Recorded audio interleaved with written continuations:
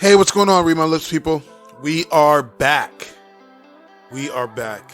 Look, I just saw an interesting video yesterday, and I felt the need to share it because it's exactly what I was talking about prior. There's a link in the card above. Not that long ago, I did an interview breakdown with AndrewYang when he was on The Hill Rising talking to Crystal. And one of the things AndrewYang said, one of the things he quoted was, he gets crossover votes. So Republicans cross over to AndrewYang. There's actually two candidates that do that, AndrewYang and our man Bernie Sanders, right? And it's pretty unique to them. And a video just dropped showing exactly what Yang was talking about and exactly what I reported on. So let's take a look and come back. Yes, was. Now I'm a Yangocrat. But only for AndrewYang. I'm only here on the Democratic side to vote for AndrewYang because I would not give you 2 cents for an establishment Democrat, to be honest with you. That's just my opinion. But AndrewYang makes so much sense. When AndrewYang talks, you actually hear the solutions to the problems that got Donald Trump elected. You know, we all wanted Donald Trump to go in and we all wanted him to drain the swamp. We wanted him to be that larger-than-life outsider, WWE superstar. You know he was on WWE at one point in time, doing little bits with Vince McMahon. We all wanted him to be that guy, the outsider. But he's actually just the insider, you know? And the country's only gotten more and more divided. And then when you hear somebody talk like AndrewYang and he says, you know what, guys, it's not immigration, it's automation. And you think, holy cow, you know what? At McDonald's, guess what? I don't even have to talk to anybody. They bring me my food to the table. I don't have to talk to anybody. You go into Walmart, one person is manning 20 registers because they're all self-checkout. It's automation that's taking away our jobs here in America. That's why Donald Trump won the Rust Belt. He went in like gangbusters and he was like, hey, we're going to bring all the jobs back. Guess what, y'all? We can't bring the jobs back because the robots have taken them. There's no bringing them back. So what we got to do is we got to get ahead of the curve. And AndrewYang is the only one that's talking about it. So what would it do for you? What would you do with $1,000 a month? How would it change your life?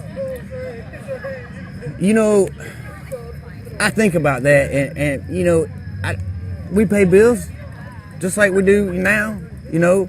But I would actually be able to go get my oil changed instead of letting my car go 5,000 or 6,000 miles past the date where I was supposed to have my oil changed. I'd be able to actually go get a haircut instead of not being able to afford one. You know, it's the little things like that. All that $1,000 a month will go right back into the community. Man, we might buy some more crap off of Amazon. You know, he's going to get his cut.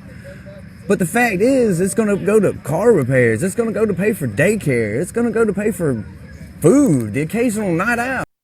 Wow, so that's pretty amazing. That's pretty damn amazing. And I think that's a major power move when you're trying to become POTUS. Now, look, just to be on the up and up, I'm not concerned with getting Republicans. By definition, they are the opposing party. They don't see eye to eye with our ideals. And I'm perfectly okay with not converting Republicans to our side. I remember Meghan McCain had said something when she was arguing on The View, and she said something along the lines of, you need people like me. You need people like me in this upcoming election, blah, blah, blah. And no, that's not the case. We don't need people like you. However, it does not hurt to get crossover voters, right? It doesn't hurt at all. It doesn't hurt at least bit. So, no, I'm not setting out to get Republicans over to the Democratic side. But those that want to jump ship, I'm all for it. Go right ahead. And this video was amazing in many ways. Now I'm 80% happy with the video. I'll leave it at that. 80, maybe 90% happy with the video. So let's break it down. The gentleman in the video, let's start with the negatives. One of the things he said is, you know, we were all hoping for Trump to come in and drain the swamp and bust up the establishment and what have you. And granted, Donald Trump ran as a populist. But if you paid any close attention to him during when he ran, you would see he was full of shit and a liar, right? So I think a lot of that was projection. Like, yes, he was saying he wanted to do this and he wanted to do that. But if you paid attention and you were to see him do an interview 2 days later, he's saying something different. He was full of shit.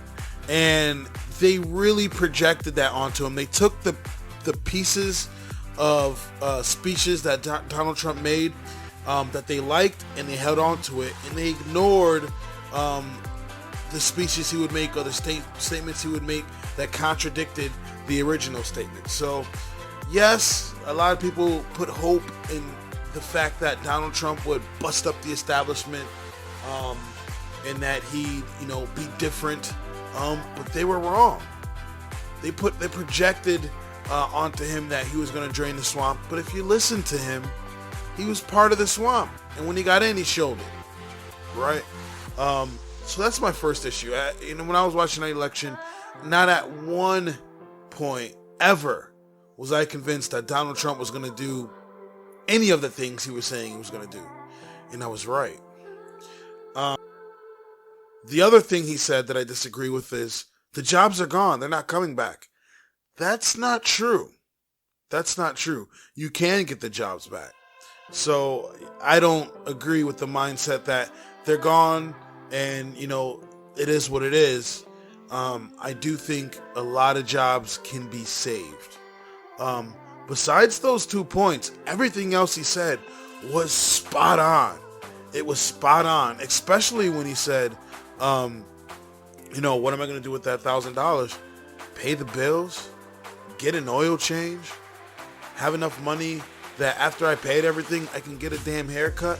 That's real. Do you feel how real that is? That's real shit. That's real talk, right? We often talk about UBI and we say it can make entrepreneurs and start businesses, and all that's true. All that is true. That does open a lot of doors, especially if you're in a family. If you're in a family and there's two of you and you got $2,000 extra of income coming to the house, you can get some things done. I get it. That's all true. But honestly, that money would just help out with everyday shit that we have to do.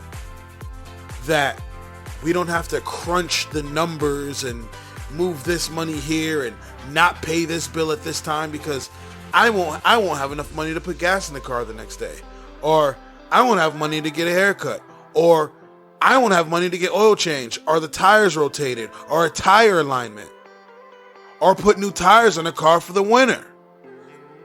That $1,000 a month would help out with just so many everyday life things. You know what I mean? And that's what I love about Andrew Yang's UBI. That's what I love about the Freedom Dividend. And that's one of the other things I love about Andrew Yang is the fact that he can get even people on the other side to be like, yo, fuck it. This guy makes sense.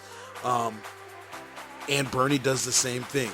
They say, fuck it. This guy makes sense. When you talk about Medicare for all, that affects a lot of people, not just Democrats. It affects Republicans too. And especially the people that's gone through some shit, that's gone through the healthcare system, that sees how fucked up it is. You know, whatever party line they're on, when it hits people personally, they will jump ship immediately. When it affects people in their family, they will jump shit immediately. So Andrew Yang proposes things like that, and so does Bernie Sanders. And that's why they're my number one and my number two, because they are solving everyday real life problems and they're authentic. When they talk to you, they're not staged. They're not super politicians. I feel like I'm talking to my fucking neighbor, right? And the neighbor's like, hey, I got some ideas about this and that. And it makes sense. And that's why this video was so great. Because it stripped away the party lines and you just saw a person. You just saw a person. And I love in the beginning, he said, I don't give a shit about a corporate Democrat. Well, let me tell you something, brother. Neither do I. Neither do I. Somebody left a comment in one of my YouTube videos, and what they said was, I'll take an honest Republican over a fake corporate Democrat any day. And I always say, I'd rather somebody give me the ugly truth, or even their ugly truth, as opposed to a beautiful lie. So at least with, the Republicans, even though I might disagree vehemently with everything they're saying, they're giving you the straight dope as to how they feel, right? Even though they could be fucking crazy wrong. But with these corporate Democrats, they're like puppets on a string, and it's all fake. So it's so hard for me to listen to a Beto O'Rourke and a Pete Buttigieg. It seems so scripted and fake, and I'm like, who's the real you? Let me peel back these fucking layers and see you for who you really are. Then we can talk. With Andrew Yang, with Bernie Sanders, with in most instances Tulsi Gabbard, you see these people for who they really are, and you don't gotta agree with every single policy they have, but they're authentic. And again, I said this in another video, I have Republican colleagues that said, I don't agree with anything Bernie Sanders says, I don't agree with his policies, but he's a real guy. I can tell he's genuine, I can tell he's authentic. And it's the same thing with Andrew Yang. You can tell that guy is authentic. So I just wanted to present this video to you guys because I found it really fascinating, and it ties back to what he was talking about. And that's why I wanted to present this video to you guys, because it ties back to what Yang was talking about in that interview with that crossover vote. And it's impressive. It's impressive. And when you watch this video, you feel where that guy's coming from. Because I feel like he's no different from me. I feel like, even though he was a Republican, even though he was a Trump voter, even though we could probably go down the policy line and we will disagree more than we will agree. When I watched that video, I was like, he not only does he watch wrestling, which I grew up on wrestling and I fucking love it, he sounds like an everyday guy. He sounds like me, and you guys watching this video, let me know in the comment section. Can you relate to what he's saying? When you watch this video, when you hear this guy, do you see a reflection or hear a reflection of yourself in any way, shape, or form? Because I did. If you like what you see, if you like what you hear, please like, comment, and subscribe. I'd really appreciate it. If you don't, let me know in the comment section why. I'm always down to talk about it. Hopefully I'll be talking to you guys soon. Have a good one. Peace.